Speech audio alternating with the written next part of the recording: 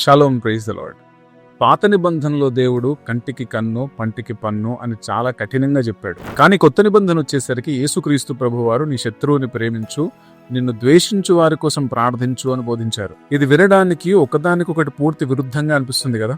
ఇంతకీ దేవుడు తన మాటను మార్చుకున్నారా, లేదా అప్పటి దేవుడు వేరు ఇప్పటి దేవుడు వేరా? నిజానికి దీని వెనుక ఒక అద్భుతమైనటువంటి పరిణామ క్రమం ఉంది. అది అర్థం కావాలంటే మనం కాస్త వెనక్కి వెళ్ళాలి.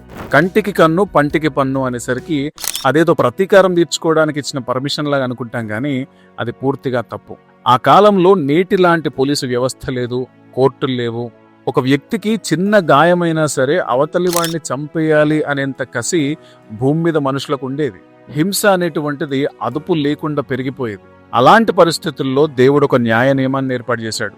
నీకెంత నష్టం జరిగిందో అంతకంటే ఎక్కువ నష్టం చేయొద్దు. అంటే ఇది హింసను ప్రోత్సహించడం కాదు, హింసకు ఒక లిమిట్ని పెట్టడం. వాస్తవానికి ఇది ఆ టైంలో మారల్ అప్గ్రేడ్ గా చెప్పొచ్చు.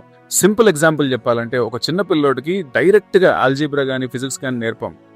ముందు వాడికి ఏబీసీలు నేర్పాలి. పాత నిబంధన కాలం వచ్చేసి మనుషులను సరిదిద్దేటువంటి ఒక ఎర్లీ స్టేజ్ అన్నమాట. మనుషులు ఇంకా మొరటుగా ఉన్న ఆ రోజుల్లో దేవుడు ముందుగా వారి చేతులను కట్టడి చేశాడు. తప్పు చేస్తే శిక్ష ఉంటుంది అని నేర్పడం ద్వారా ఒక క్రమశిక్షణ అనేటువంటిది అలవాటు చేశాడు. ప్రవర్తన అదుపులోకి వచ్చిన తర్వాత హృదయాన్నే మార్చేటువంటి దశలోనికి తీసుకొచ్చాడు.